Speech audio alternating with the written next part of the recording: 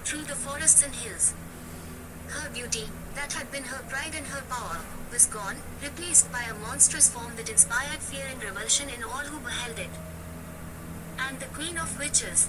She returned to her lair in the Forest of Desolation, her vengeance complete. The cries of Miranda's endless hunger served as a grim reminder to any who dared to challenge her will or wound her son. As for the Spirit of Wealth, he looked upon his mother's work with a solemn expression, knowing that though his pride had been avenged, a terrible price had been paid. The world would forever remember the tale of Miranda's downfall, a cautionary story of pride, punishment, and a curse that could never be undone. In those moments, Miranda's heart ached with a poignant, solitary pain. Her beauty had become both her blessing and her curse, a golden cage from which there seemed no escape. She longed to speak out, to voice her own thoughts, to express her own wishes. But in a world that placed so high a value on her outward form, who would listen to the yearnings of the soul beneath? What space was there for a young woman's voice, fragile yet firm, amidst the clamor of men's ambitions and desires? "I am not a trophy," she whispered one night to her reflection in the polished glass of her mirror. Her eyes, usually so radiant, were shadowed with the weight of her unspoken burdens. "I am not some bauble to be won or lost. I am Miranda, a person with a heart that beats, a mind that thinks, and dreams that burn as fiercely as the flames of a fire." Quote. But the mirror offered no solace, no reassurance.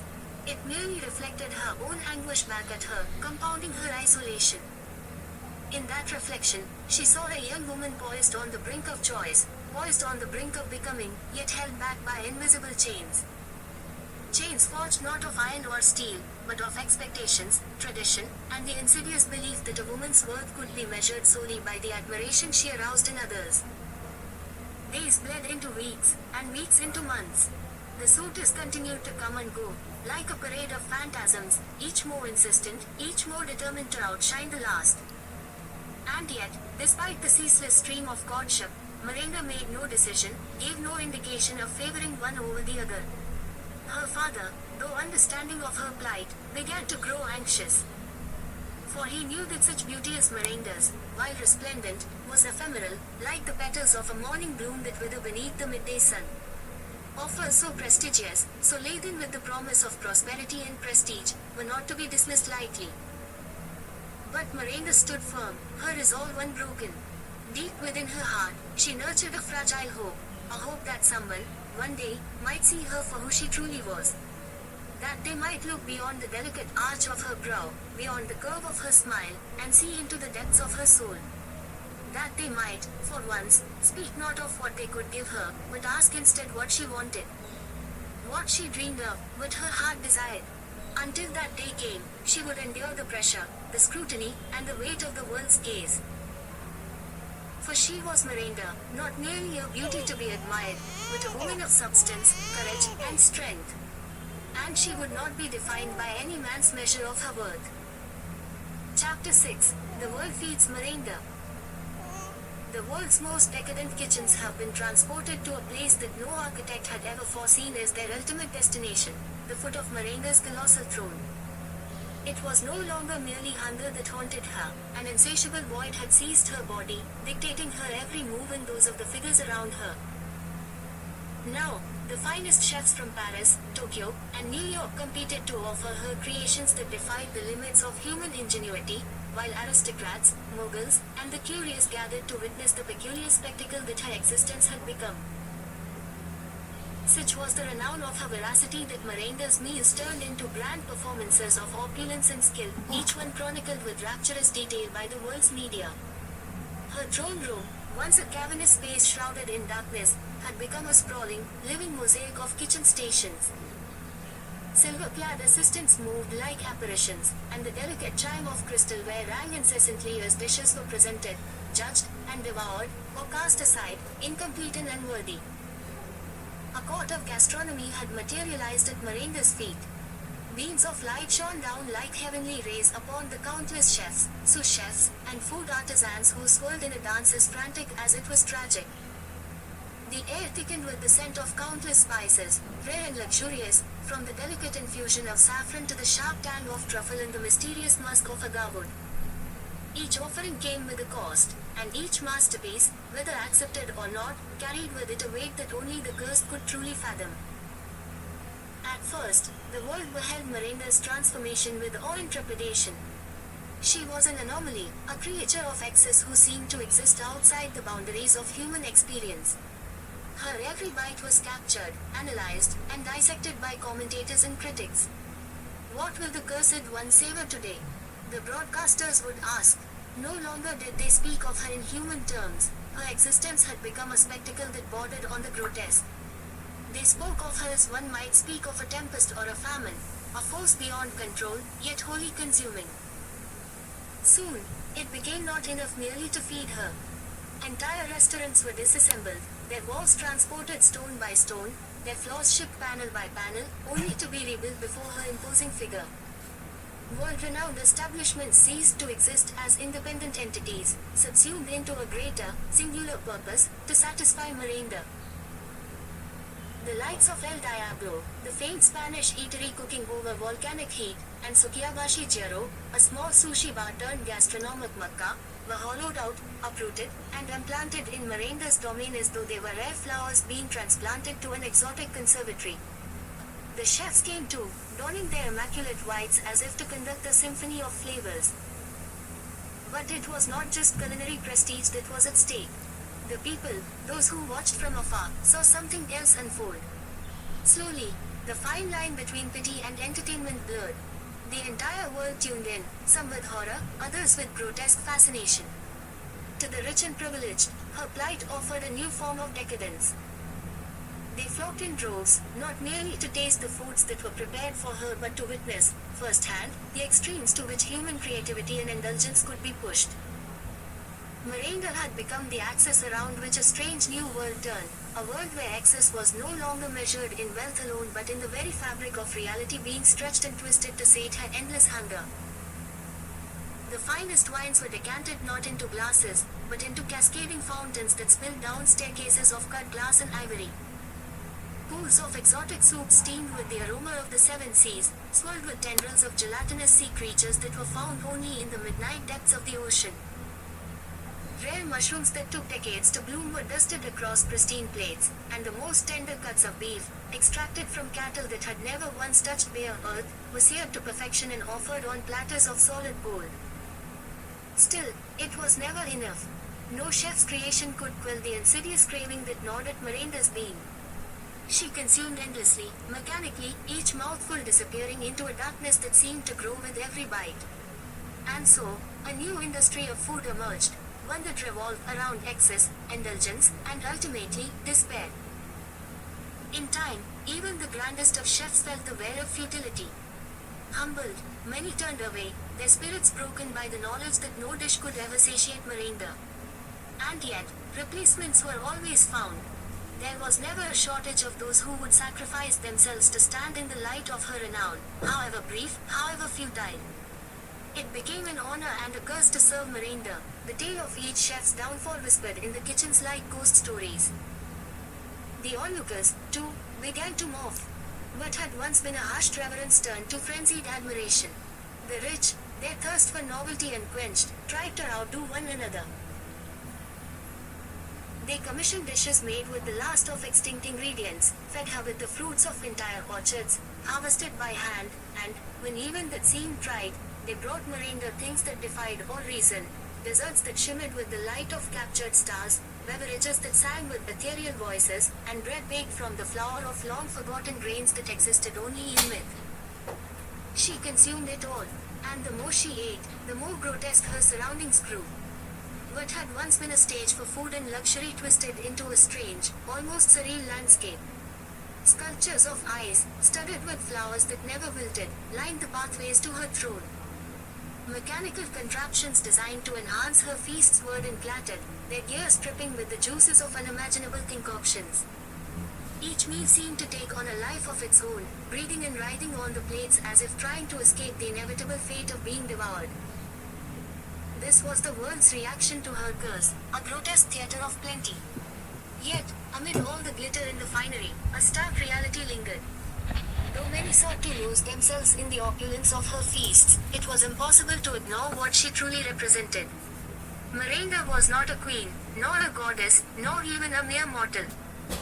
She had become a living symbol of gluttony, of desperation, of humanity's endless striving for satisfaction where none could be found.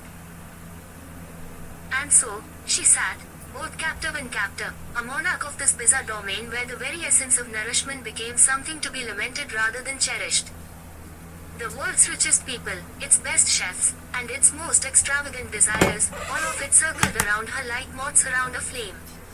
The brighter her hunger burned, the more they were drawn in, feeding the fire even as it threatened to consume them all. Thus, Miranda's throne stood firm amidst the opulence, while the people around her transformed into little more than shadows of their former selves. No longer could they distinguish the beauty from the horror of it all. For Miranda's curse, now given a life of its own, did not only feed on food, it fed on the spectacle, on the very souls who came to witness it. And, in time, it would consume. Chapter 7. The Corporate War. It was an era when reality had grown far stranger than any tale of fiction, an epoch defined by the grotesque whims of corporate power and the unchecked absurdity that often accompanies it. The world had long ceased to hold surprise for any but the most naive, but even seasoned observers were left staggered when Miranda's name, her very essence, transformed from a mere object of derision into a multi-billion-dollar trademark. The genesis of this chapter in human folly began with a seemingly inconsequential gesture, a fleeting jest, made in poor taste, regarding the immense size of Miranda's physique. The remark, however, did not remain inconsequential for long. Seizing upon the moment, a shrewd conglomerate of marketers, lawyers, and opportunists branded the very word fad, once a commonplace, even vulgar term, as the exclusive property of the newly minted F.A.T. Corporation. This audacious move, far from being ridiculed and rebuffed, was embraced by a world all too ready to commodify anything, even human indignity. And so it came to pass that the word, fat, no longer referred to adiposity in the corporeal sense, but instead stood for an empire built upon the exploitation of one woman's condition. The F.A.T. Corporation, a monolithic entity whose acronym purportedly stood for Formidable Aesthetic Technologies, concealed its farcical underpinnings beneath a veneer of corporate legitimacy. As the legal filings piled up, it became evident that this was no mere gimmick. It was war, a corporate war of unprecedented scale and viciousness. Miranda herself became a pawn in this battle, her very existence weaponized in legal skirmishes that spanned continents. The corporation filed lawsuits against anyone and everyone who dared to employ the word fat in any context that could, in their view, diminish or devalue its brand. Small businesses and global enterprises alike found themselves drawn into the fray. One obscure bakery, specializing in buttery confections that had for decades been advertised as deliciously fattening, was ruined overnight when it failed to meet the exorbitant licensing fees now demanded by the F.A.T. Corporation. Even scientific journals, in a bizarre twist of fate, were compelled to substitute the word with awkward phrases such as corporeal expansion or adipose accumulation, lest they find themselves in breach of trademark. The courtroom theatrics were nothing short of Shakespearean in scope. Lawyers, in bespoke suits and with gilded tongues, argued in defense of linguistic ownership while wrangling over the very nature of language itself. The irony was not lost on the populace. Here were learned men and women, some of the brightest minds in the field of law, engaging in verbal jousts over the definition of a term that, in any rational world, ought to have remained the province of the common man. Yet, rationality had long ceased to be a factor in these proceedings. This was the era of the corporation, an era where power and profit superseded all else. The F.A.T. Corporation, flush with capital and relentless in its pursuit of dominance, began to expand its holdings. A new line of products emerged, each meticulously engineered to cater to the very condition that had birthed the corporation. There were Miranda-sized food trays, designed to accommodate portions that no human being ought to consume in a single sitting. Entire dining sets were fashioned to be proportionate to her dimensions, absurdly grandiose constructions that defied practicality but sold nonetheless. Furniture makers joined the fray, developing Miranda-compliant seating solutions, gargantuan chairs reinforced with aerospace-grade steel and upholstered in fabrics capable of withstanding unimaginable pressures. In a world that seemed determined to exploit every facet of Miranda's reality, even bibs were not spared.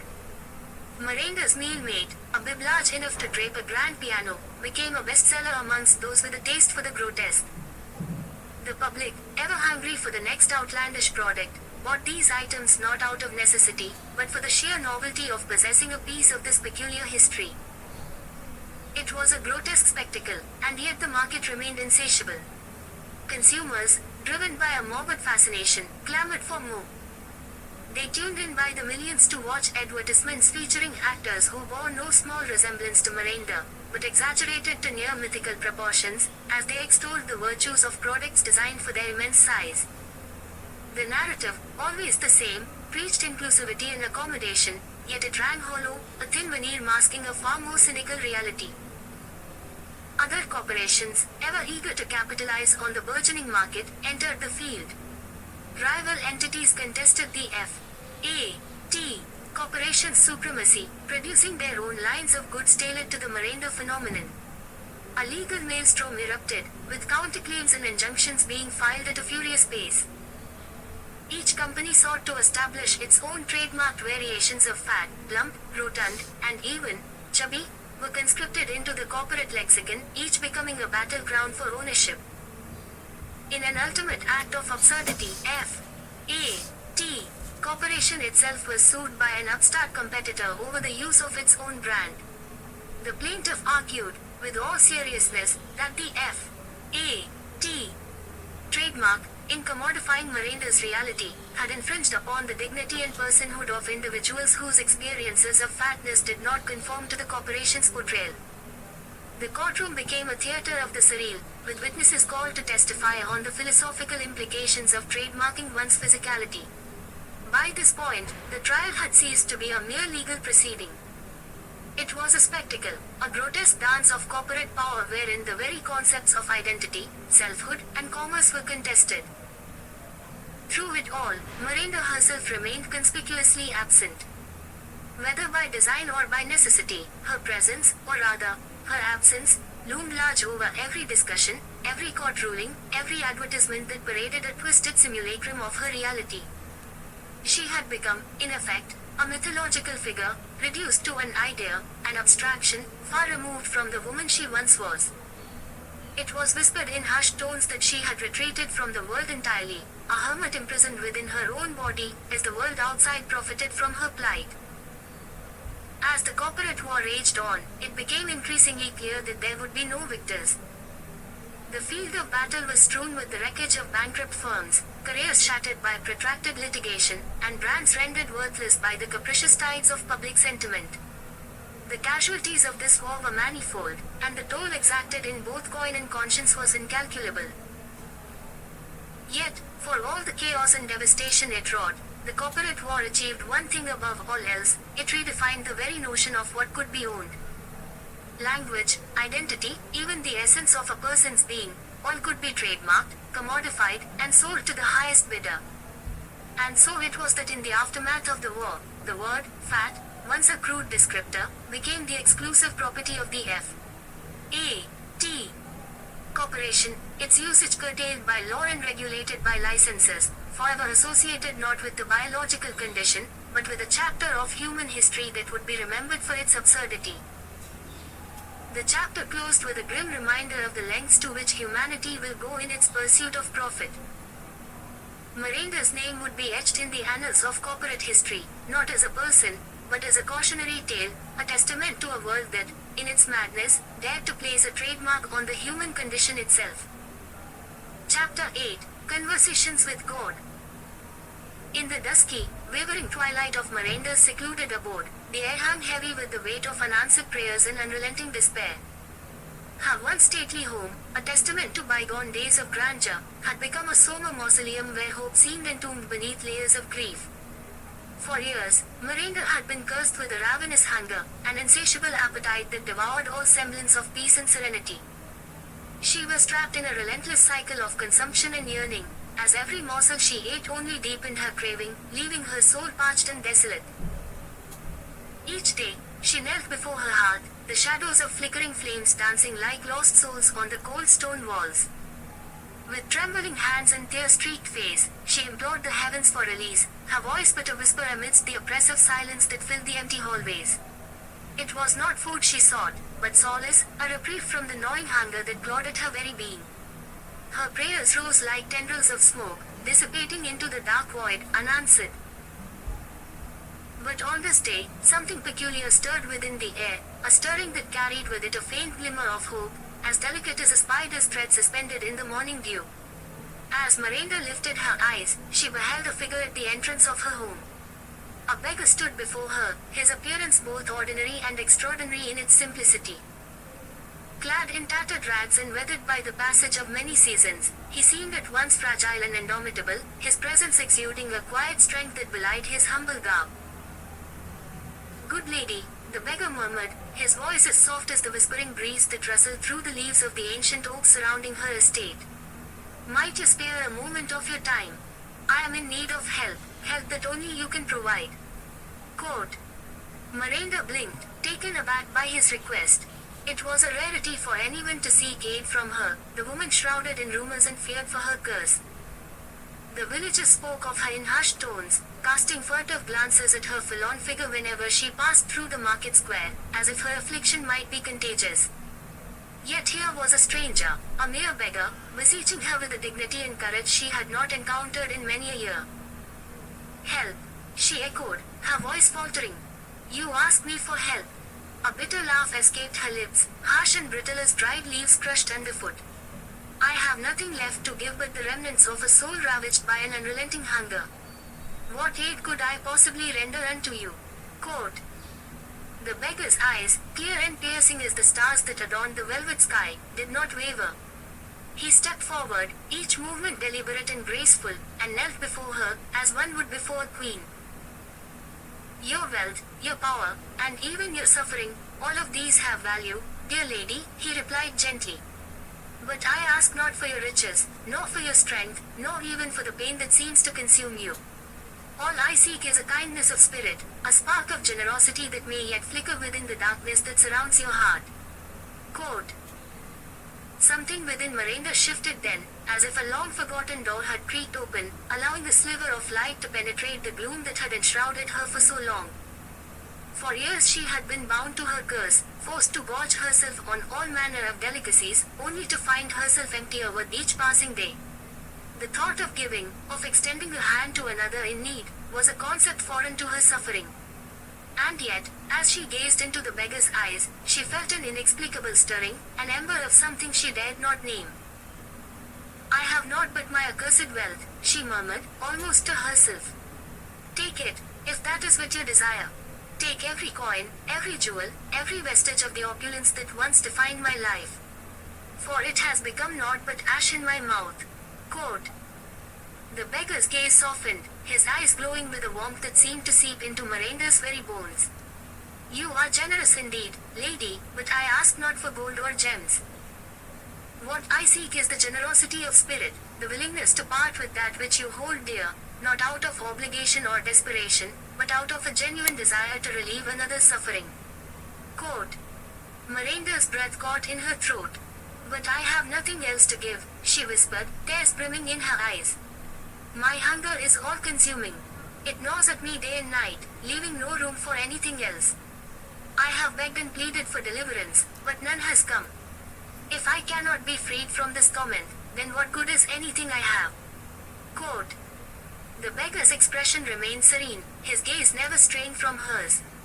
"It is not for me to lift your curse, Miranda. Only you have the power to change the course of your fate.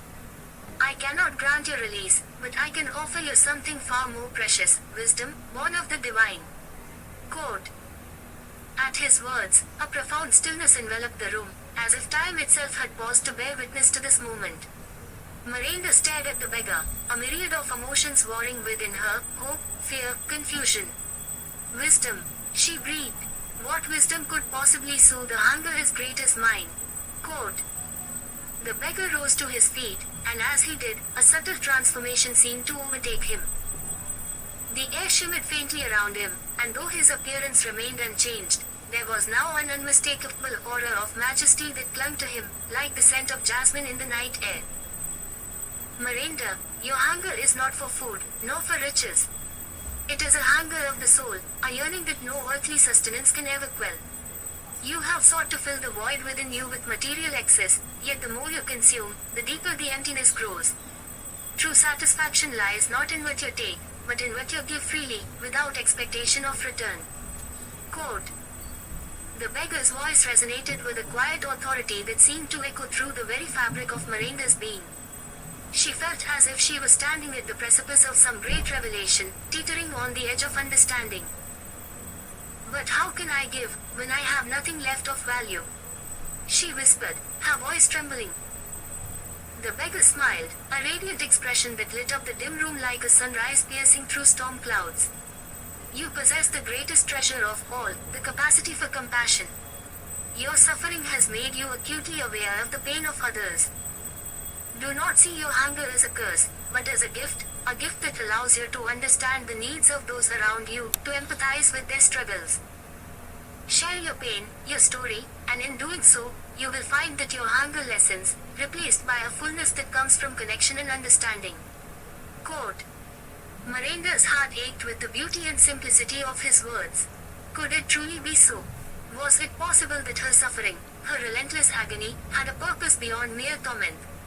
She closed her eyes, tears streaming down her face, as a profound sense of peace washed over her. When she opened her eyes again, the beggar was gone. Yet his presence lingered, like a whisper carried on the wind. Miranda knew then, with a certainty that transcended all doubt, that she had conversed with God himself. And though her hunger did not vanish, it no longer held the same power over her. For in that brief, miraculous encounter, she had glimpsed a truth that would forever change her life. The path before her was not one of escape, but of acceptance, of transforming her pain into something meaningful. And with that knowledge, she rose from her knees, her heart lighter than it had been in years. Chapter 9, A New Mission. In the dim glow of dawn, when the world still slumbered beneath a shroud of mist, Miranda found herself ensconced in a state of contemplation. The curse that had plagued her existence was both a burden and a revelation, a duality she had come to understand with newfound clarity. As she sat in her chamber, the remnants of her opulent lifestyle surrounding her, the echoes of her previous life reverberated in her mind. She was a figure of privilege, cloaked in the luxuries of her station, yet now reduced to a mere shadow of that image, a woman tormented by an insatiable hunger that gnawed at her soul. It was in this moment of introspection that the voice of the divine spoke to her with profound clarity, resonating through the silence like a peal of thunder. Miranda, it intoned, rich and sonorous, the curse you bear is not a punishment but a lesson, a guide towards redemption. Your hunger is a reflection of the world's own afflictions, a mirror to the suffering of those who lack even the most basic sustenance. To break this curse, you must embrace selflessness. Your mission henceforth is to focus not on your own hunger, but on the hunger of others. Quote. The words hung in the air, laden with gravity. Miranda felt as though a veil had been lifted from her eyes, exposing a realm she had previously ignored. The grandeur of her existence paled in comparison to the struggles of those outside the gilded walls of her estate. She remembered the faces of the malnourished children she had passed on the streets, the gaunt figures of mothers cradling their infants, the weary eyes of men who had lost all hope. These were not mere specters, they were the living embodiment of her own discontent. And yet, amidst her reflection, there blossomed an inkling of resolve. Realization dawned upon her like the first rays of sunlight piercing through the morning fog.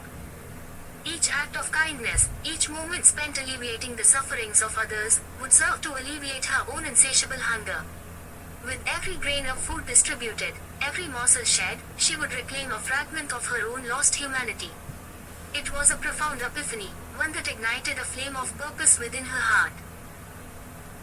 Thus, Miranda set forth on her new mission, her spirit buoyed by the conviction that her resources could be a force for good. She summoned her most trusted advisors, those who had long been accustomed to her whims and caprices, and presented her newfound vision. "We shall no longer be mere purveyors of wealth and indulgence," she proclaimed, her voice resolute.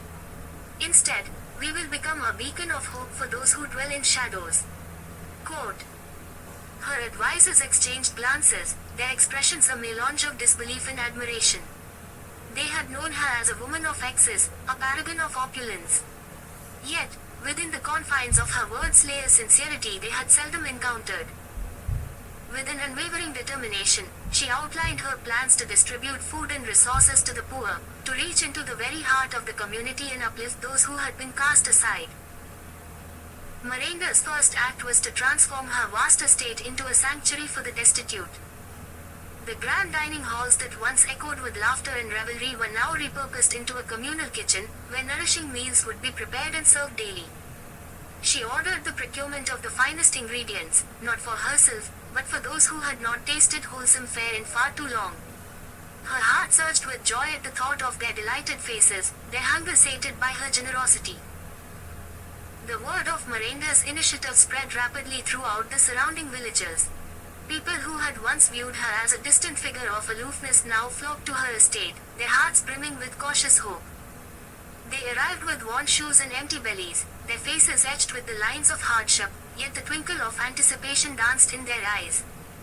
As they gathered around long wooden tables, laden with steaming platters of food, Miranda felt a sense of belonging she had never known. With each meal served, Miranda witnessed the transformation of despair into gratitude. She engaged in heartfelt conversations with her guests, listening intently to their stories, their struggles, their triumphs. It became evident that these individuals were not simply recipients of her charity. They were resilient souls, brimming with wisdom and strength. Their tales resonated deeply within her, echoing the lessons of compassion and humility she had long neglected. Miranda soon realized that selflessness was not merely an act, it was a way of life. In her quest to alleviate the suffering of others, she discovered a profound joy that filled the void within her. The hunger that had once consumed her began to dissipate like morning mist under the sun's warm embrace. Each act of kindness, each shared meal, served as a balm for her spirit, gradually mending the fractures of her existence. Yet, as her mission grew, so did the challenges she faced. The enormity of poverty in the surrounding regions was staggering, a reality that weighed heavily upon her shoulders. Despite her fervent efforts, there remained countless souls still in desperate need, their pleas echoing in the recesses of her mind. Miranda understood that her task was not a mere sprint, but a long and arduous marathon, a commitment that required unwavering resolve and perseverance. Recognizing the need for a more sustainable approach, she reached out to local farmers and artisans, forging alliances that would strengthen the community as a whole. She organized workshops to teach skills that could empower individuals, enabling them to rise above their circumstances. With each passing day, her estate transformed from a bastion of luxury into a thriving hub of activity and collaboration. The communal kitchen blossomed into a bustling market where local produce was celebrated, and the crafts of skilled artisans were showcased. As the weeks turned into months, the community began to flourish. Families once burdened by the weight of hunger now gathered in vibrant markets, their laughter ringing through the air. The stories of resilience inspired Miranda to dig deeper into her own capacity for change. She realized that feeding the hungry was merely the first step. She needed to ignite the spark of hope within each individual, empowering them to create a better life for themselves. Through her endeavors, Miranda learned the importance of education and empowerment. She sought to establish learning centers within the community, places where knowledge could be shared and skills honed. She invited teachers and scholars to impart their wisdom, igniting a thirst for knowledge that had long been stifled by the struggle for survival. The impact was palpable. Children who had once wandered the streets now sat in classrooms, their minds alight with curiosity. With each success, Miranda's heart swelled with pride and purpose. She witnessed the transformation of the community, a tapestry woven from threads of resilience, hope, and gratitude. The curse that had once bound her in insatiable hunger had become a catalyst for change, a powerful force that drove her to embrace her true calling. In the depths of her being, Miranda recognized the sacred truth of her journey. Selflessness was not a sacrifice, it was a path to profound fulfillment. As she looked upon the smiling faces of those she had helped, she felt an overwhelming sense of gratitude for the curse that had initially ensnared her. It had led her to a life richer than she had ever imagined, one filled with purpose and connection. In the twilight of her days, Miranda stood upon the balcony of her estate, gazing out at the vibrant community that had blossomed under her guidance. The laughter of children echoed in the distance, and the aroma of freshly baked bread wafted through the air, a symphony of life and hope. In that moment, she understood that her mission was far from over, it had merely begun. As the sun dipped below the horizon, painting the sky with hues of gold and crimson, Miranda whispered a silent vow to continue her work. She would remain a steward of hope, a champion for the hungry and the lost. The hunger that had once consumed her was now a distant memory, replaced by a sense of purpose that would guide her every step. In the annals of her life, she had discovered the truth that lay within her own heart. The greatest hunger of all was not the need for sustenance, but the yearning for connection, for community, and for love. And with that understanding, Miranda stepped boldly into the future, ready to embrace the challenges that lay ahead, forever committed to her new mission. Chapter 10: Turning the Tide. The metamorphosis of Miranda began subtly, as great changes often do. At first, it was scarcely perceptible to those around her, but soon, her transformation became a crescendo that resonated far and wide. The once voracious woman, who seemed to have an insatiable appetite for the material and the tangible, was slowly metamorphosing into a beacon of benevolence. Her philanthropic endeavors started quietly, almost tentatively.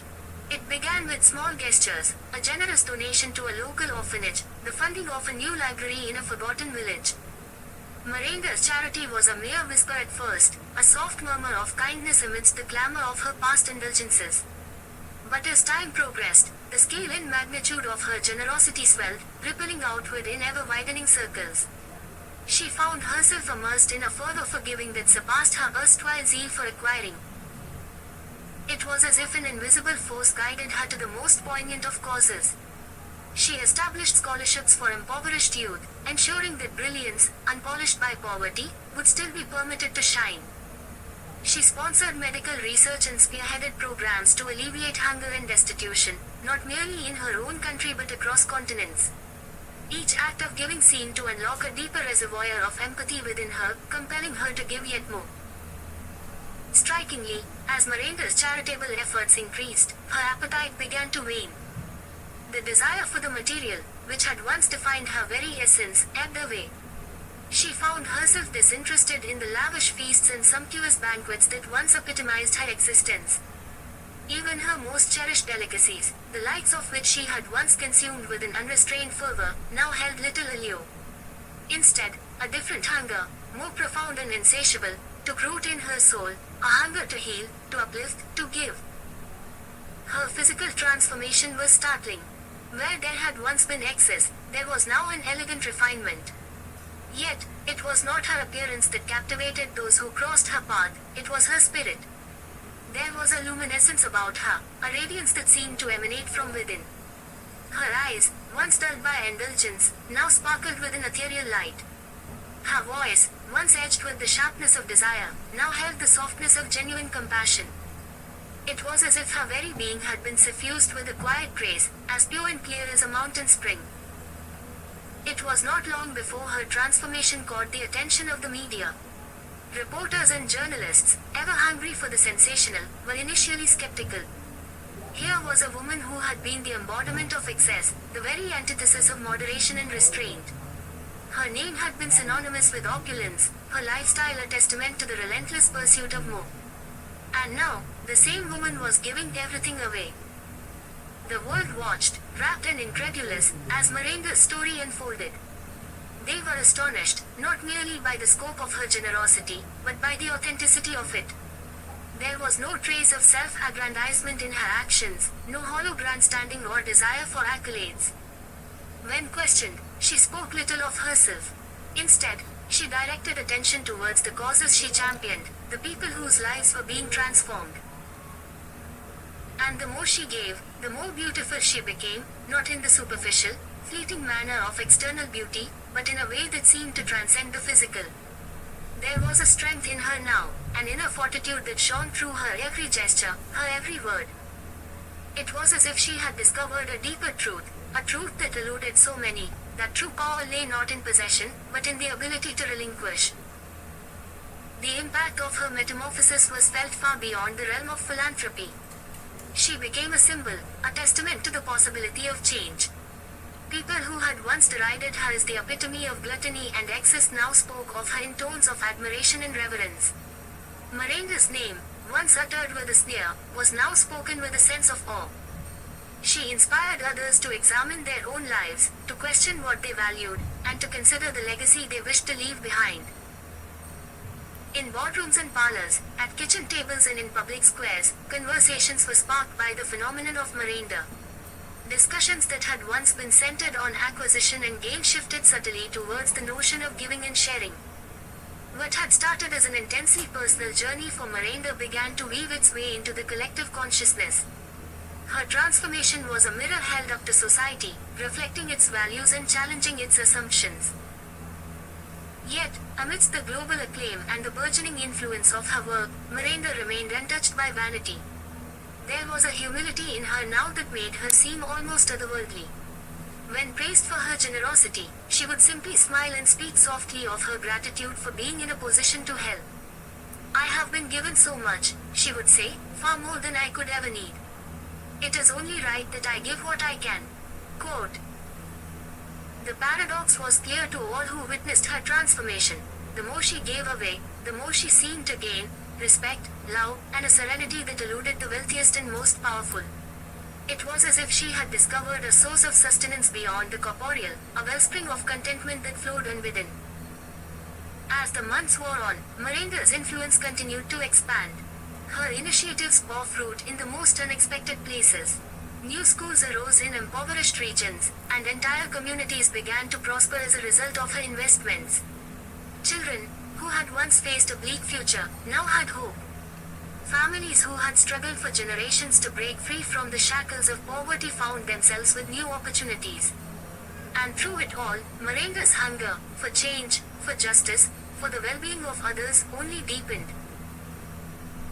There came a moment, towards the end of that transformative year, when a journalist, clearly moved by what he had witnessed, asked her the question that was on everyone's lips: why? Why have you given so much, when you could have simply enjoyed your wealth in comfort? Quote.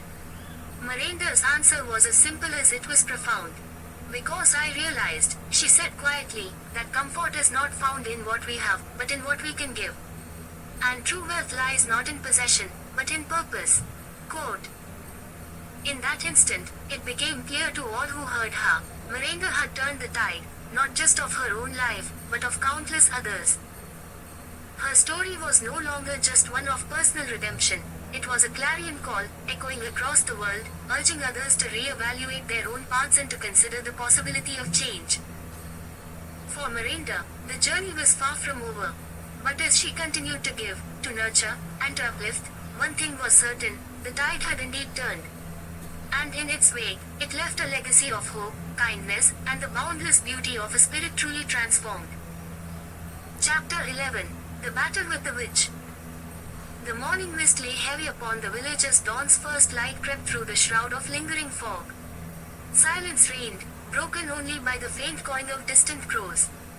Miranda stood upon a small hillock overlooking the town of Aleda, his brow furrowed with a mixture of resolve and concern. The air was thick, not merely with the tang of dew-laden earth, but with something darker, more insidious. He could feel it pressing in from all sides, the unmistakable touch of malevolent magic. The Queen of Witches, whose dark curse he had been striving to undo, had not taken kindly to his efforts. Each strand of dark enchantment he unraveled seemed to rouse her fury all the more, and now she had struck back with a vengeance. Plagues and calamities, conjured by her twisted will, had begun to befall the very communities he had sought to protect. Where once there had been harvests rich and plentiful, now there was naught but withering blight. Where once the skies had been clear and the winds gentle, now tempests raged, tearing at the fragile dwellings and scattering the toil of many seasons. Rumors spread like wildfire, whispering voices that carried distrust and fear. "'Tis Miranda's doing," some claimed. "It is his meddling that has brought the witch's wrath upon us." The once welcoming faces of the villagers were now marred with suspicion and trepidation. It was a testament to the witch's cunning, for she sought not merely to harm with her sorcery, but to turn those Miranda had saved against him, to poison their hearts and minds against the very soul who had come to their aid. Yet, despite the darkness that threatened to engulf him, Miranda remained steadfast. His eyes, though shadowed with weariness, still gleamed with an indomitable light. He raised his gaze to the sky, where the roiling clouds swirled in unnatural patterns, and murmured a silent vow, "I will not falter. Not now, when you most need me." Quote. Descending from the hillock, Miranda made his way into the heart of the village, his presence drawing hesitant looks from those he passed. He could feel their fear and anger simmering beneath the surface, but he did not shrink from it. Instead, he moved with a calm assurance, his voice steady and clear as he called for a gathering in the village square. One by one, they came, murmuring amongst themselves, wary but curious. The villagers, clad in their humble garb, stood in a loose circle around the makeshift dais Miranda had fashioned from old crates and barrels. Children clung to their mothers' skirts, and the men folded their arms across their chests, frowning. Miranda stepped forward, and with a voice as firm as the mountains and as gentle as a lullaby, he began to speak.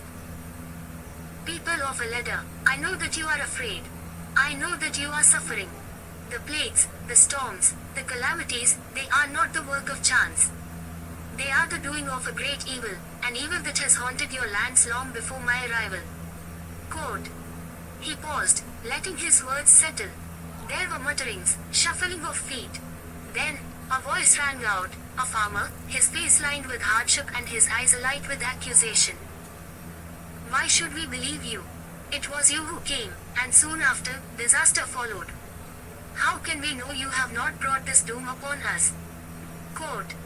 Miranda met the man's gaze evenly. "I cannot prove my innocence to you through mere words," he said softly, yet every syllable carried the weight of truth. "But I can show you another way. This curse, this darkness, thrives on your fear and mistrust. That is the Queen of Witches' true weapon, to divide us, to set us against one another. But if we stand together, if we hold fast and refuse to let her sow discord, then she will have no power over us." Quote. A murmur of uncertainty swept through the crowd. Miranda pressed on, his voice rising with the fervor of his conviction. "Unity and kindness, these are the weapons that will break her spell. What good is wealth if it can be lost in an instant? What good is beauty if it can wither and fade? But the bonds we forge with one another, the strength that comes from standing side by side, these are treasures no curse can tarnish." Quote. A silence fell over the villagers. They exchanged glances, their faces a mixture of doubt and hope. Miranda could see the conflict in their eyes. He took a step closer, spreading his arms wide as if to embrace them all. "Do not let her win," he implored. "Do not let her turn you against those who would aid you. I do not promise that the path ahead will be easy. There will be more suffering, more trials. But if you face them as one, if you refuse to bow to fear, then the Queen of Witches will find herself powerless before your strength." Quote. For a moment, it seemed as if his words had failed to reach them. Then, a lone figure stepped forward, an elderly woman, bent with age but with a gaze as sharp as a hawk's. She looked at Miranda long and hard, then nodded slowly. "He speaks true," she said in a voice that quivered but did not break. "I have seen much in my years. This witch's power, it feeds on our despair. But I have also seen what hope can do. It can turn the tide when all else seems lost." Quote. Her words seemed to break the spell of silence that had gripped the villagers. Murmurs of agreement began to spread. The farmer who had spoken out before lowered his gaze, his shoulders slumping as if a great weight had been lifted from them. "What must we do?" he asked, his tone no longer filled with accusation, but with a tentative openness. Miranda smiled, a smile full of warmth and encouragement. "Help one another. Share what little you have, be it food, shelter, or simply a kind word. When the storms come, do not cower alone. Gather together, and face them as one. When the blight strikes, tend to your neighbor's fields as you would your own. Show the witch that you are more than individuals to be torn apart, that you are a community, bound by bonds she can never sever. Quote. And so it was that the people of Ilerda, inspired by Miranda's words, began to stand against the witch's plagues in a manner she had not anticipated. When sickness swept through the village, they tended to one another, sharing remedies and comfort. When storms tore at their homes, they rebuilt together, stronger than before. Each disaster the witch sent was met not with despair, but with defiance born of unity. The Queen of Witches, watching from her darkened tower, howled with rage as her carefully laid schemes crumbled before her eyes. Her magic, though powerful, was no match for the spirit of a people united. And Miranda, standing amidst the villagers as they worked side by side, knew that this battle, though not yet won, had turned in their favor. For the witch's power, great as it was, could not touch the one thing she had sought to destroy, the enduring strength of human compassion and the unbreakable bonds of unity. In that moment, as the sun broke through the clouds and bathed Ilerda in its golden light, Miranda knew that no matter what trials lay ahead, the witch's curse was already beginning to unravel. Chapter 12. The Last Feast. In the heart of the desolate forest, under the dim glow of an amber crescent moon, Miranda found herself standing amidst a gathering of shadows and whispers. The witch's lair loomed ahead, a sinister edifice of twisted roots and contorted trees, illuminated faintly by torches of cold, blue fire. She could feel the pulse of ancient magic thrum in the very soil beneath her feet, a malevolent energy that sought to ensnare and subdue all who dared tread upon it. It was here, in this grim abode of sorcery, that the witch had awaited her. This was the place where the final confrontation would occur, where Miranda's resolve would be tested one last time. The witch had woven a spell so cunning, so deeply imbued with malevolence, that even the stars above seemed to flicker with apprehension. Miranda's heart pounded in her chest, a rapid rhythm of fear and determination.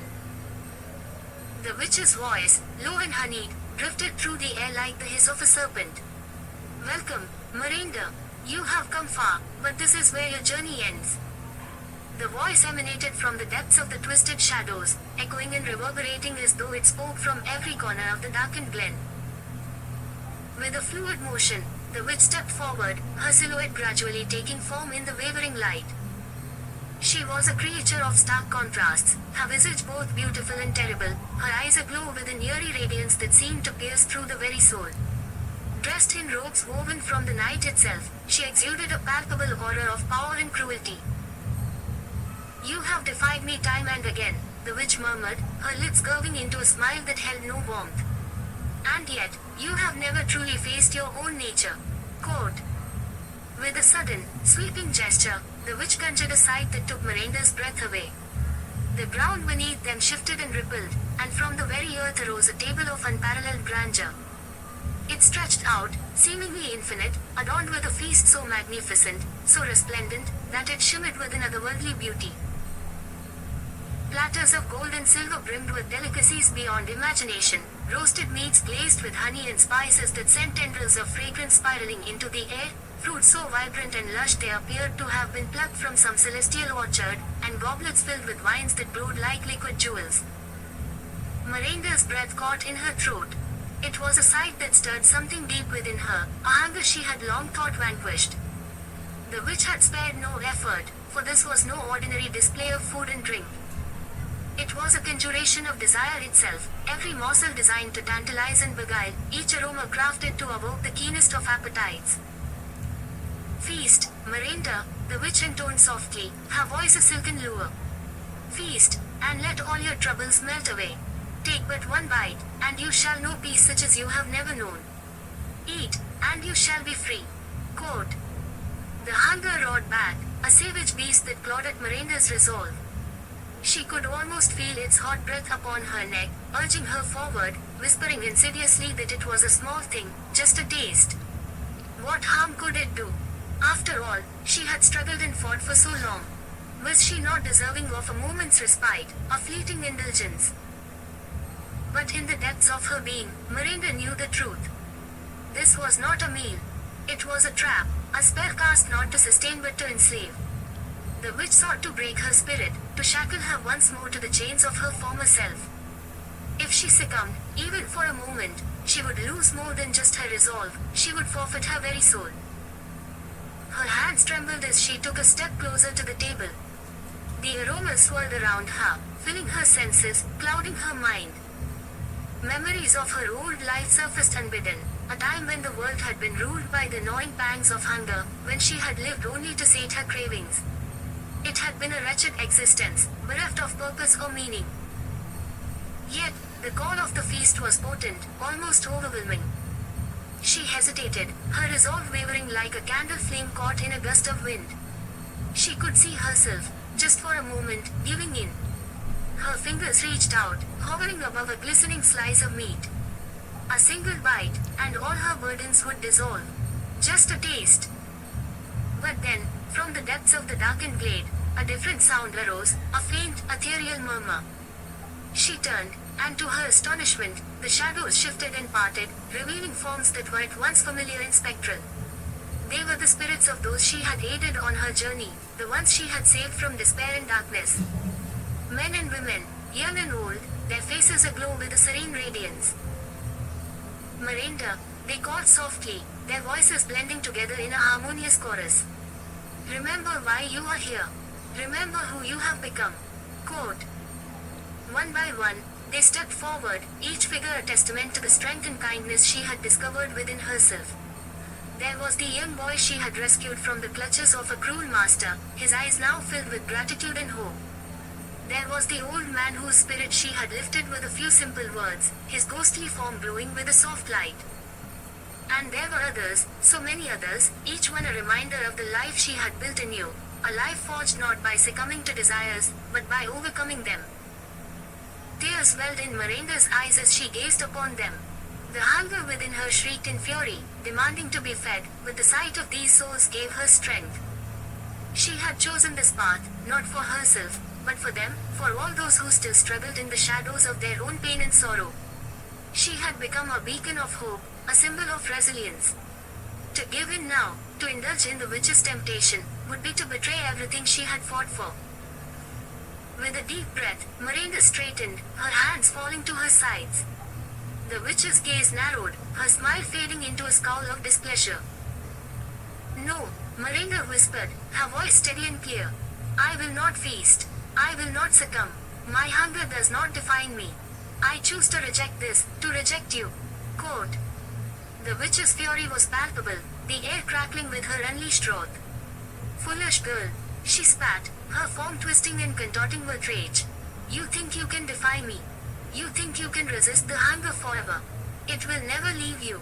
It will consume you in the end. Quote. But Miranda stood firm. Perhaps, she said softly, the hunger will always be there. But I will not feed it. I will not let it rule me. Quote. With those words, she raised her hand and, with a simple gesture, swept the feast away. The sumptuous dishes and golden platters dissolved into wisps of smoke, dissipating into the night air. The spell was broken. The witch's illusion shattered, leaving behind only the barren ground and the cold, unforgiving darkness. The witch shrieked, a sound of pure rage and defeat. Her power, which had seemed so overwhelming, now ebbed and waned, diminished by Miranda's defiance. This is not over, the witch hissed, her form beginning to fade into the shadows. I will return, and when I do, you will wish you had taken what I offered. Quote. But Miranda merely watched as the witch's figure dissolved into the night. She felt no fear, no regret. For in that moment, she knew that true strength lay not in sating her desires, but in mastering them. As the spirits of those she had saved encircled her, their presence a gentle balm to her weary soul, Miranda allowed herself a small smile. The last feast had ended, and she had chosen her path, one that led not to the indulgence of the flesh, but to the nourishment of the spirit. With the dawn's first light breaking over the horizon, Miranda turned and walked away from the witch's lair, leaving behind the shadows of temptation. She carried within her the resolve of 1,000 battles fought and won, and the quiet certainty that she would never walk alone again. Chapter 13. Breaking the Curse. The hour was dire, the sky swayed in a menacing shroud of ebony, as though night itself had woven its bitterness into the very fabric of the world. The earth trembled beneath the weight of untold magic, and the air crackled with an eerie energy. There, amidst the desolate plains, a solitary figure stood resolute against the encroaching darkness. Miranda, once ensnared by the cruel machinations of the Queen of Witches, now faced her tormentor with a gaze unburdened by fear. This was the culmination of years spent wandering through the depths of despair, grappling with shadows that seemed indelibly etched upon her very soul. For long had she borne the yoke of the curse, a curse that had twisted her essence, sullied her name, and sought to extinguish the bright flame of hope that had once shone so vividly within her.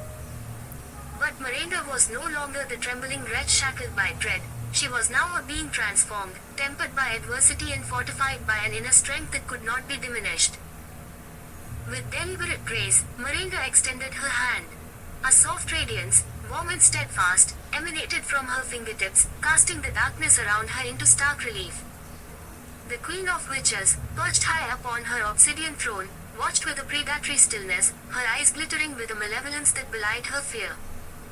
"You dare defy me," the Queen hissed, her voice sharp and jagged as the shards of a shattered mirror. The words echoed through the night, reverberating with a power that could have felled giants and unraveled the very fabric of the cosmos. But Miranda did not flinch. She met the Queen's gaze unflinchingly, a calm resolve steadying her features. "Yes," Miranda replied, her voice a clarion call, clear and unwavering. "I dare, for I have learned that your power, formidable though it may be, is not infallible. It can be broken, and it shall be broken." Quote. The Queen laughed, a cruel, mirthless sound that seemed to reverberate from some deep and hollow place within her. "Foolish girl, do you not understand? The curse binds you to me. It weaves through your very sinews, tethers itself to your heart, and suffuses your every thought. You cannot escape me. No force on this earth can sever what I have wrought." Quote. But Miranda merely smiled, a smile imbued with a serenity that confounded the Queen. For within that smile was the secret that Miranda had uncovered, the truth that had eluded the Queen for all her centuries of dark rule.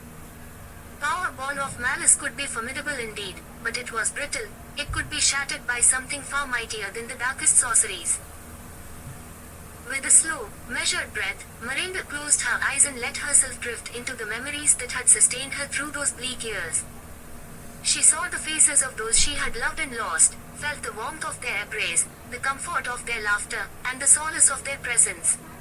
These were the treasures she held close, the memories that had anchored her when all else seemed poised to unravel. It was compassion that had kept her whole. It was love that had shielded her from the corrosive nature of the curse. And it was this knowledge that she now wielded as her greatest weapon. "I was bound by your curse, yes," she whispered, eyes still closed, as a soft luminescence began to envelop her form, pushing back the shadows that swirled hungrily about her.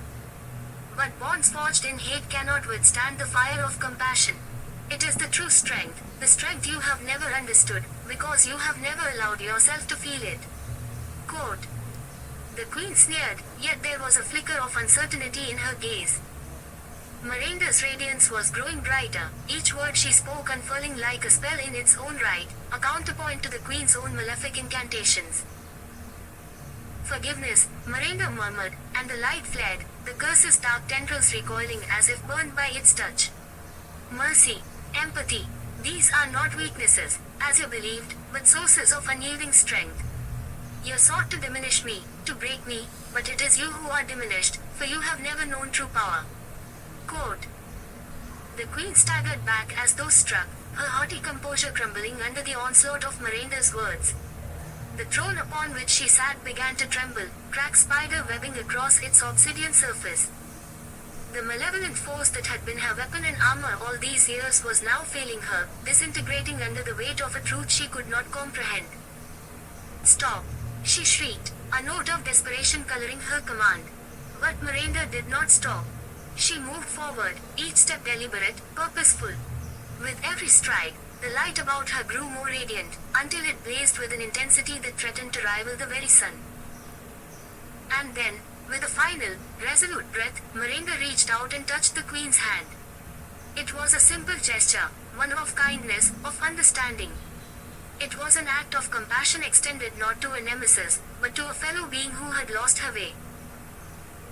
The queen gasped, her eyes widening in shock as the light surged through her, suffusing her with a warmth she had not felt in centuries.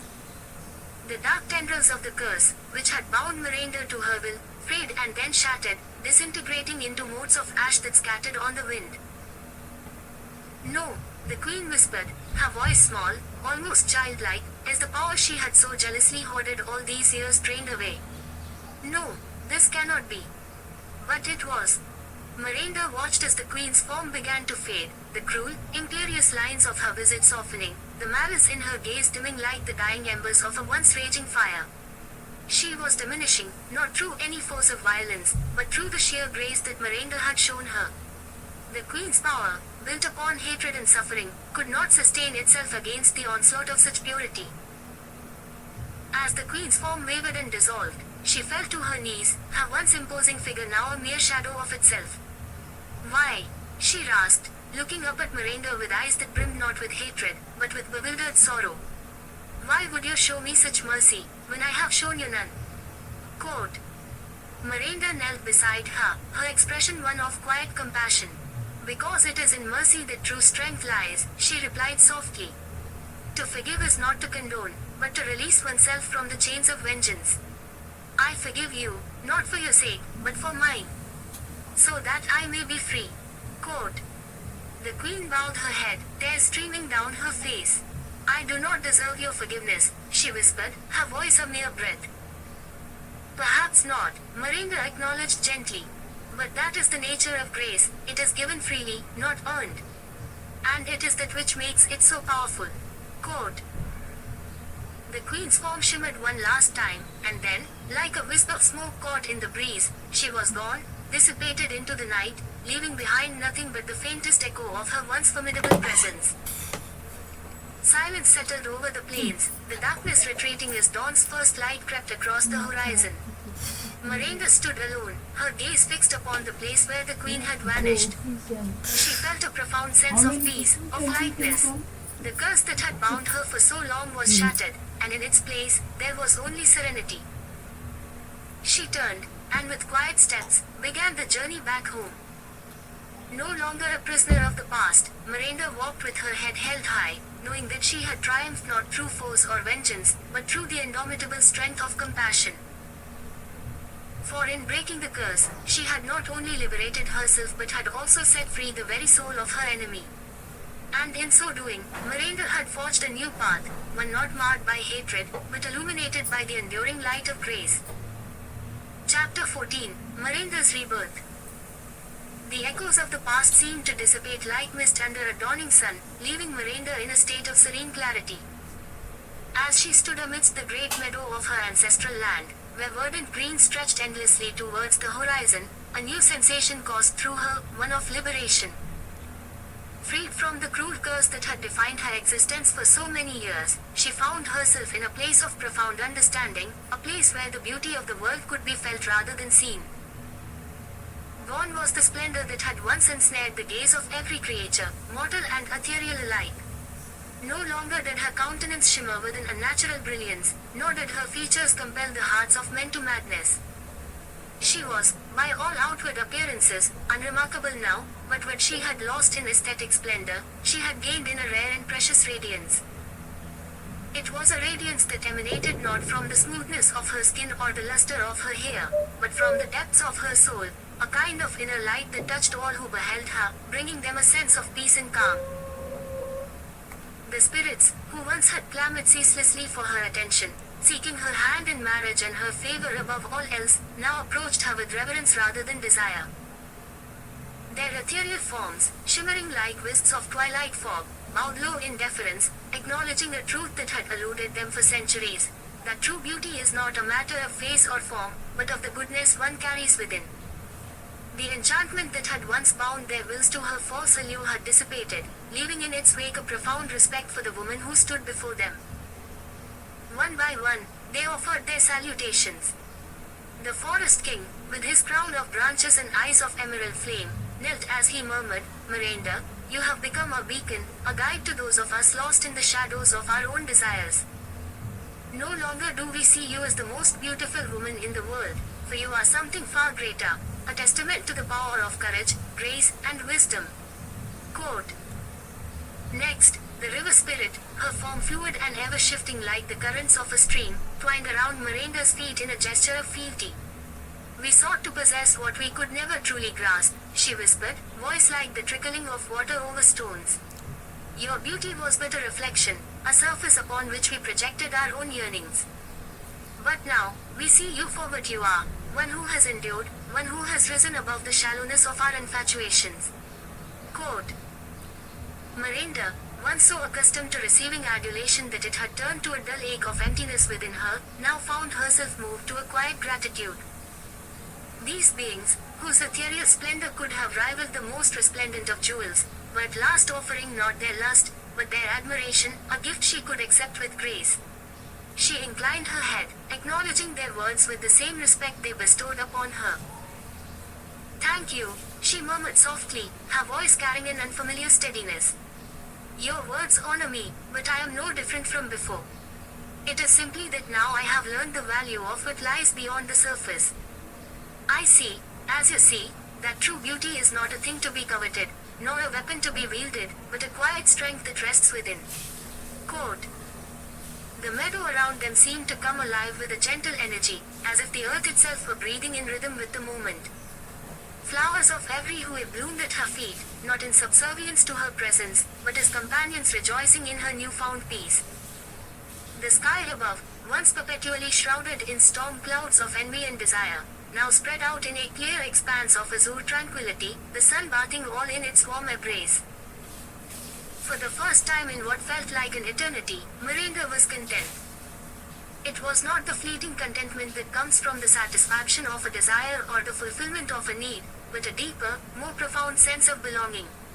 She belonged to herself now, unbound by the chains of others' expectations or her own insecurities. She was, in every sense of the word, free. As the day waned and the spirits began to disperse, returning to their realms of origin, Miranda remained at the heart of the meadow. Her thoughts, no longer burdened by the ceaseless weight of maintaining a facade, turned inwards. She contemplated the journey that had brought her to this moment, the long and winding road of trials, heartbreaks, and self-discovery. There had been a time, not so long ago, when she had cursed her own reflection, wishing desperately to be rid of the face that had brought her nothing but sorrow. Beauty, she had thought, was a curse as much as a gift. It had drawn suitors to her like moths to a flame, all of them blinded by their own desires, never seeing her for who she truly was. It had driven her to the brink of despair, for no matter how pale her visage, her heart had remained empty and unfulfilled.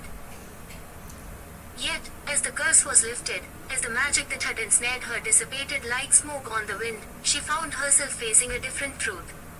The curse had never been her beauty itself, but the power others had given it over her.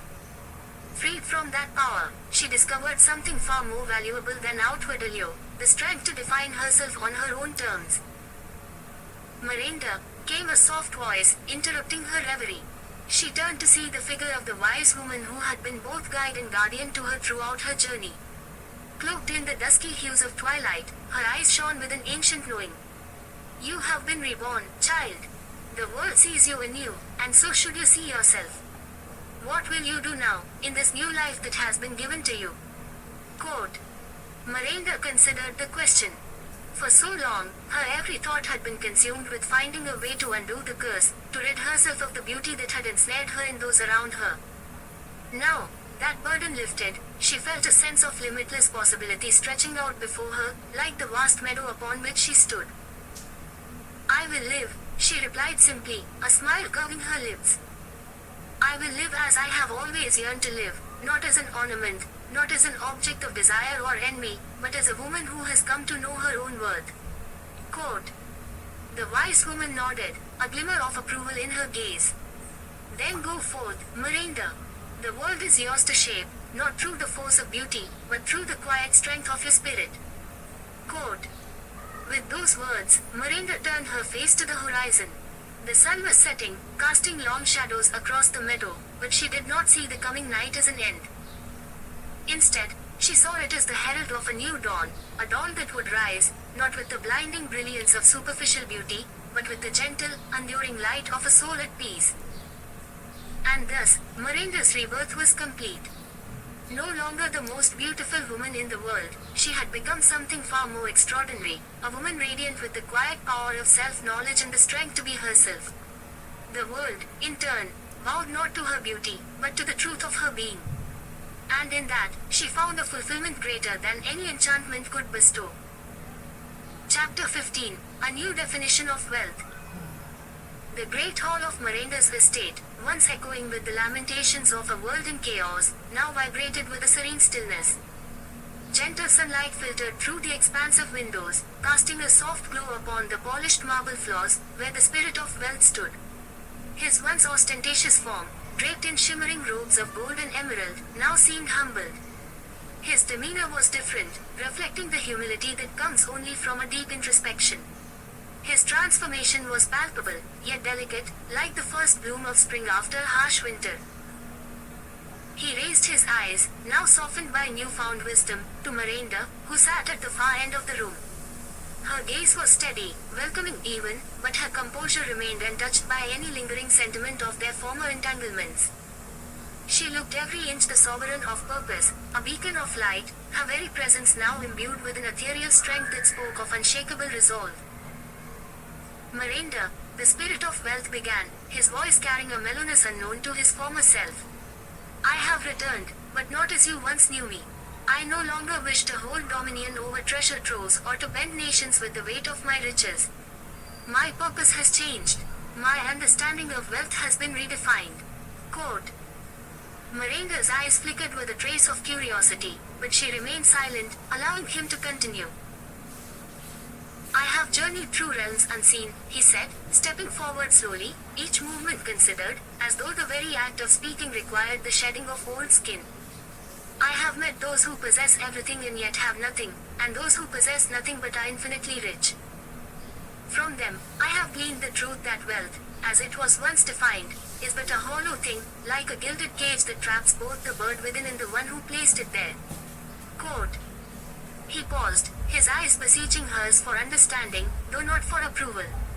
I wish to serve humanity now, to mend what I have broken and to uplift those I once cast into shadow. It is time to redefine wealth, not as a measure of gold, silver, or property, but as a measure of kindness, community, and the well-being of every soul. Quote. Miranda's lips curved into the faintest of smiles, the kind one offers to a child who has finally come to understand a lesson long taught. Yet, there was no condescension in her countenance, only a tempered gladness that the spirit had at last seen the truth. And how do you propose to do this? She asked, her tone gentle but probing, like the steady flow of a river reshaping a stone over centuries. The spirit straightened, his form glistening with an inner light. I propose a network, he said, voice gaining strength. A network that connects those who have with those who need.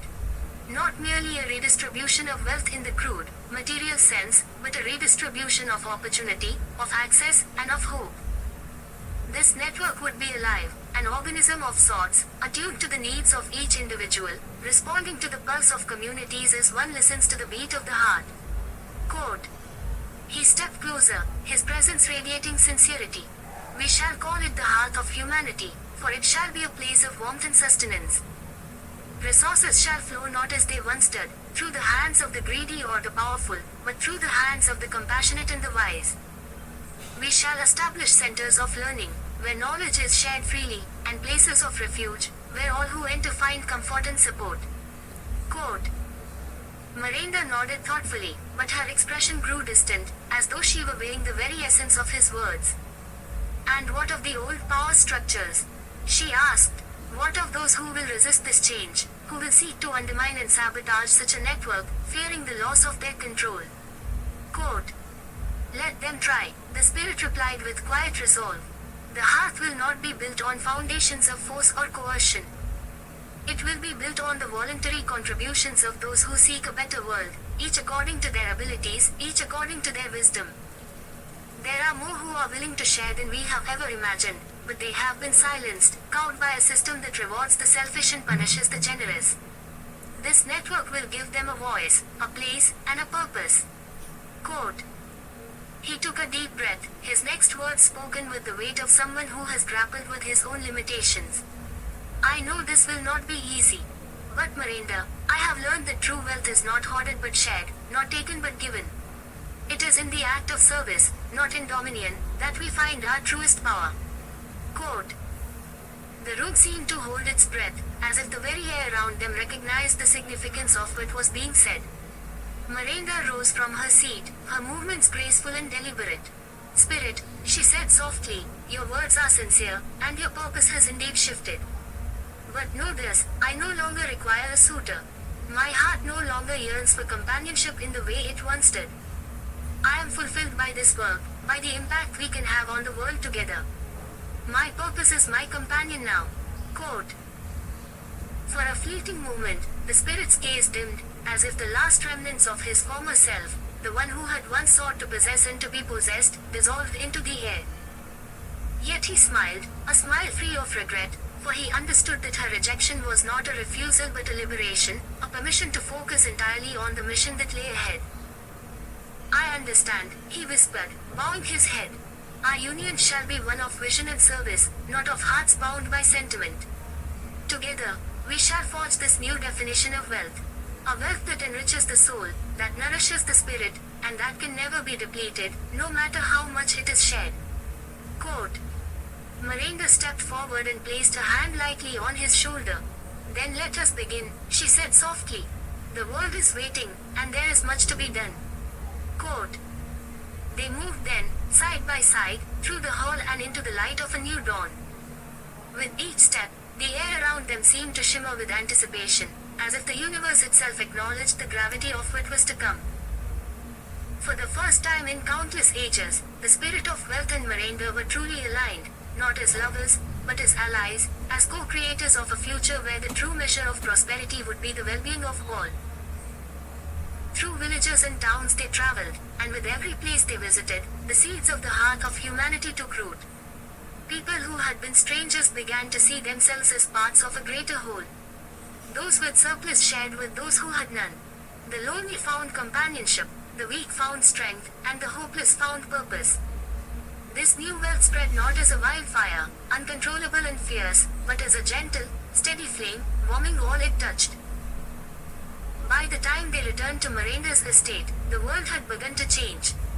The spirit of wealth, no longer confined by the chains of his former self, now radiated with a quiet contentment. Miranda, seeing the fruits of their labor, smiled, truly smiled, for the first time in an age. This was the wealth they had sought to create. Not gold, nor jewels, nor power, but a world where each person could find their place, contribute their gifts, and receive the care they needed in return. Thus, a new definition of wealth was born, and the spirit and Miranda, though never bound by matrimony, found themselves united by a cause greater than any single heart could contain. Chapter 16. The legend lives on. The world has a curious way of preserving the tales of those who dare to tread the path less traveled, weaving their deeds into the very fabric of society, until their legacy transcends the ephemeral nature of time. Such is the fate of Miranda's story, a tale of unparalleled courage and humanity, one that now permeates the consciousness of peoples and cultures far and wide. What once began as a solitary journey has blossomed into a beacon of hope, illuminating the lives of many. For Miranda did not merely surmount the obstacles set before her, she transformed them into milestones of inspiration, each one marking a chapter in a narrative that now belongs to the world. It is no longer just a tale told in hushed voices in the quiet of the night, nor is it a topic of discussion confined to a few enlightened circles. Miranda's story has transcended borders, bridged chasms of difference, and seeped into the collective soul of humanity. Her name has been whispered in marketplaces and citadels, etched into marble and song. It is a name that has found resonance in both the opulent halls of kings and queens and the humble abodes of the common folk. In time, Miranda has come to embody something far greater than one individual's triumph. It has become synonymous with resilience, generosity, and the indomitable power of inner strength. The catalyst for this worldwide phenomenon is not some grand proclamation by a monarch or an edict issued by a council of statesmen, but rather the organic, almost mystical way in which Miranda's message of hope spread across continents and cultures. In the beginning, it was through stories shared by travelers and traders, carried along the winds of destiny. One by one, the whispers grew louder, fanning out like ripples on a still pond, until the entirety of humanity seemed to be caught up in the tide of her tale. It was not long before the first sculptures began to appear, no grandiose, gilded effigies designed to glorify her physical form, but simple, poignant monuments that captured the essence of her spirit. Across the capitals of the world, statues were erected, not to extol her beauty or to preserve her visage in stone, but to celebrate the compassion that defined her life. These works of art, whether carved from marble or cast in bronze, stand not as testaments to Miranda's appearance, but to her inner fortitude and empathy. Some show her cradling a child, others depict her reaching out to a stranger in need, and a few are designed to invoke the quiet strength of a woman who dared to face herself in the mirror of truth, unafraid of what she might find. There are no perfect lines, no delicate features crafted to please the eye. Instead, these statues possess a certain rawness, a sincerity that resonates deeply with all who behold them. Even the debates that once raged fiercely within corporate boardrooms and media houses over the significance of the word fat have withered in the face of Miranda's enduring legacy. What was once a symbol of conflict, manipulated and twisted by those seeking to wield power over the hearts and minds of the masses, has become an artifact of a bygone era. No longer do people expend their energies in endless quarrels over its definition, for Miranda has shown the world that true beauty, success, and wealth lie not in the slenderness of one's waist or the heft of one's purse, but in the fullness of one's character and the richness of one's spirit. In the villages of Africa, mothers sit beneath the shade of baobab trees, telling their children about the brave woman who defied convention and found greatness not by conforming, but by embracing her uniqueness. In the bustling cities of Asia, murals depicting Miranda's journey adorn the walls of schools and temples, where scholars and sages gather to discuss the profound implications of her choices. In the pastoral landscapes of Europe, where the air is crisp with the scent of freshly tilled earth, farmers speak of her resilience as they toil in the fields, drawing strength from the knowledge that one person's courage can indeed change the world. Even in the Americas, where the cult of perfectionism once reigned supreme, people have begun to look beyond the superficial and seek a deeper understanding of what it means to lead a fulfilling life. Miranda has become more than a name, it is a symbol, a reminder that every soul, no matter how battered or bruised by the vicissitudes of life, possesses an inner light capable of illuminating the darkest corners of existence. Corporate entities, once fixated on controlling narratives and dictating standards of beauty, have been forced to recalibrate their priorities. Many now support initiatives aimed at promoting mental wellness, self-acceptance, and community development, recognizing that these values are the true markers of a prosperous society. Communities, too, have felt the impact of Miranda's legacy. Charitable organizations bearing her name have sprung up across the globe, their mission not merely to provide material aid, but to foster a sense of belonging and empowerment among those they serve. They carry forward Miranda's spirit of generosity, striving to touch lives in meaningful ways, just as she once did. The elderly woman who lives alone in a tiny flat in London, the single mother struggling to make ends meet in Mumbai, the young student overwhelmed by the pressures of academic life in Tokyo, all find solace and strength in the knowledge that they, too, are part of this unfolding story.